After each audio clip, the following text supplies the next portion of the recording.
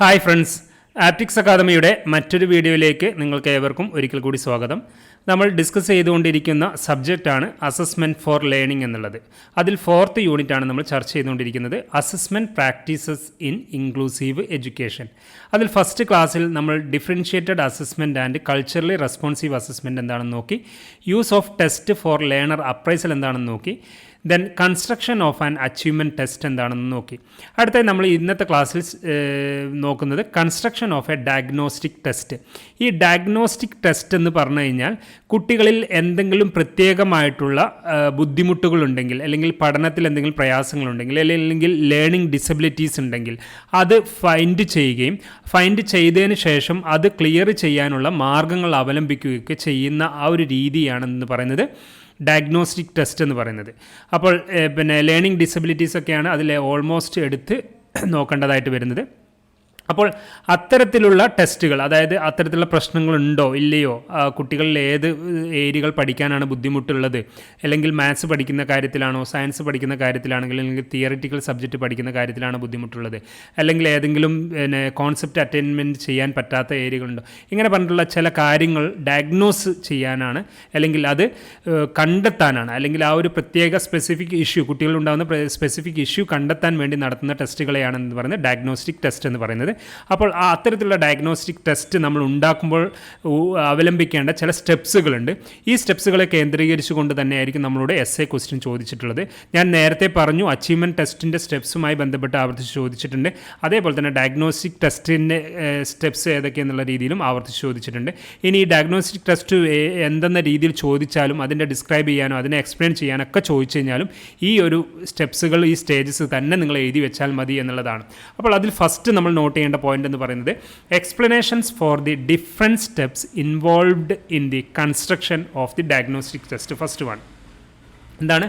Different steps involved in the construction of a diagnostic test. പല different സ്റ്റെപ്സുകളുണ്ട്, ആ സ്റ്റെപ്സുകളെ എക്സ്പ്ലെയിൻ ചെയ്യുക.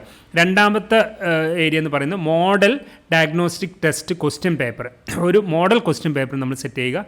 മൂന്നാമത്തത് scoring key and marking scheme for the given model diagnostic test. ഈ നമ്മൾ പ്രിപ്പയർ ചെയ്തിട്ടുള്ള മോഡൽ ക്വസ്റ്റ്യൻ പേപ്പറിൻ്റെ സ്കോറിംഗ് കീയും മാർക്കിംഗ് കീയും കൂടി അതിനോട് അനുയോജിച്ച് ഉണ്ടാക്കിയെടുക്കുക. Then diagnosing the nature of learning difficulties. ആ കുട്ടികളിലുള്ള ലേണിംഗ് ഡിഫിക്കൽട്ടീസ് എന്താണെന്ന് അത് ഡയഗ്നോസ് ചെയ്യുക. നാലാമത്തെ സ്റ്റേജിൽ അത് കണ്ടെത്തുക. അതിനുശേഷം ആ കണ്ടെത്തിയ പ്രോബ്ലത്തെ നമ്മൾ റെമഡിയൽ മെഷേഴ്സ് ഉപയോഗിച്ചിട്ട് ക്ലിയർ ചെയ്യുക. ഇങ്ങനെ 5 സ്റ്റെപ്സിലൂടെയാണ് construction of a diagnostic test എന്ന ആ ഒരു ഏരിയ നമ്മൾ കംപ്ലീറ്റ് ചെയ്യേണ്ടത്, എക്സ്പ്ലെയിൻ ചെയ്യേണ്ടത്. വായിച്ചാൽ മനസ്സിലാകുന്ന കാര്യമാണ് ഈ 5 പോയിൻറ്റ്സുകൾ ഉൾപ്പെടുത്തുക. എന്നാൽ first point explains for the different steps involved in the construction of a diagnostic test. വീണ്ടും ഒരു 4 കാര്യങ്ങൾ വരുന്നുണ്ട്. അതാണ് മെയിൻ ഈ സ്റ്റെപ്സുകളായിട്ട് എടുത്ത് പറയുന്നത്. Planning the diagnostic test, diagnostic ടെസ്റ്റിൻ്റെ പ്ലാൻ ചെയ്യുക. Writing the test items of the diagnostic test, assembling the test items to form the question paper, providing clear instruction for answering the test. അപ്പോൾ ഈ ഒരു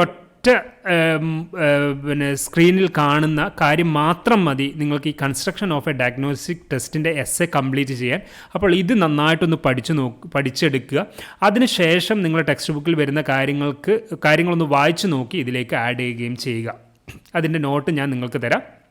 ഈ ഓരോ കാര്യങ്ങളും ഡീറ്റെയിൽഡ് ആയിട്ടുള്ള not നിങ്ങൾക്ക് ഈ ഒരു PDF അയക്കുക വഴി നിങ്ങൾക്ക് ലഭിക്കുന്നതായിരിക്കും. സോ നിങ്ങളെല്ലാവരും ഈ ഒരു 5 മെയിൻ ഹെഡുകളും ഫസ്റ്റ് 1ൻ്റെ അണ്ടറിലുള്ള 4 മെയിൻ ഹെഡുകളും പ്രത്യേകം നോട്ട് ചെയ്ത് തന്നെ പഠിക്കുക. അടുത്തായിട്ട് നമ്മൾ നോക്കുന്നതാണ് question wise analysis or item wise analysis.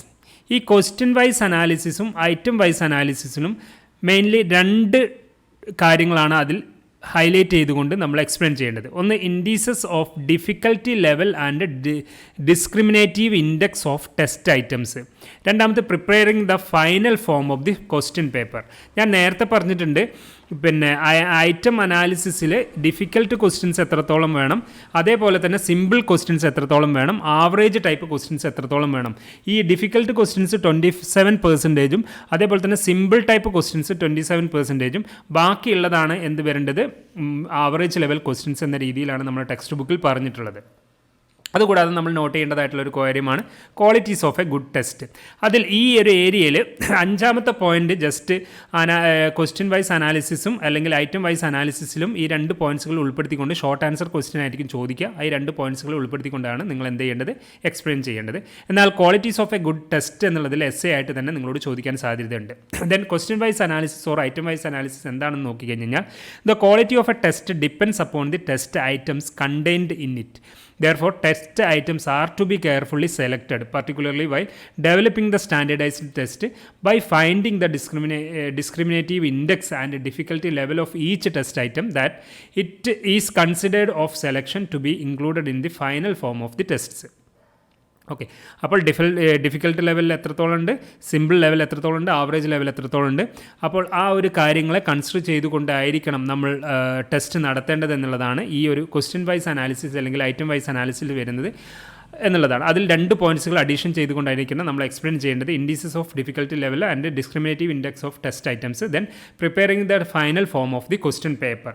ഇനി നമുക്ക് ഇതേപോലെ തന്നെ എസ്സേ ആയിട്ട് ചോദിക്കുന്ന മറ്റൊരു ഏരിയയാണ് qualities of A good test എന്നുള്ളത്. അപ്പോൾ ഈ ക്വാളിറ്റീസ് ഓഫ് എ ഗുഡ് ടെസ്റ്റിൽ പ്രധാനമായിട്ടും 6 ക്വാളിറ്റീസുകളാണ് എടുത്തു പറയുന്നത്. അതിൽ first one validity, second one reliability, third one objectivity, fourth one practicability, fifth one comprehensiveness and last one clarity. ഒരു ടെസ്റ്റ് നമ്മൾ പ്രിപ്പയർ ചെയ്യുന്ന സമയത്ത് ഇത്രയും ഫീച്ചേഴ്സുകൾ അല്ലെങ്കിൽ ഇത്രയും ക്വാളിറ്റികൾ ഉണ്ട് എന്നുള്ളത് ഉറപ്പുവരുത്തണം. അത് വളരെ മസ്റ്റാണ്. ഇത് ആവർത്തിച്ച് ചോദിച്ചിട്ടുള്ളൊരു ചോദ്യമാണ്. അത് കൂടാതെ തന്നെ ഇവയെ ഡീറ്റെയിൽഡ് ആയിക്കൊണ്ട് കേട്ടറ്റിനും സെറ്റിനും സീറ്ററ്റിനും ഒക്കെ ചോദിച്ചും കണ്ടിട്ടുണ്ട്.